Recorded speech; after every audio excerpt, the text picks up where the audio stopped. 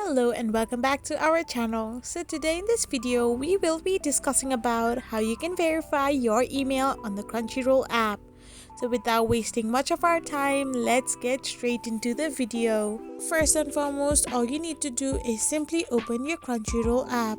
Once you tap it open, it will take some time to boot itself up, then will take you to this kind of page. You need to press on send verification link from the above given option, then simply open your mail. Once you open your Gmail, you can see that you have gotten an email for verification of your account. So tap on it and scroll down to find your link of verification. Once you find your link, simply tap the link, then you will be redirected to a different page.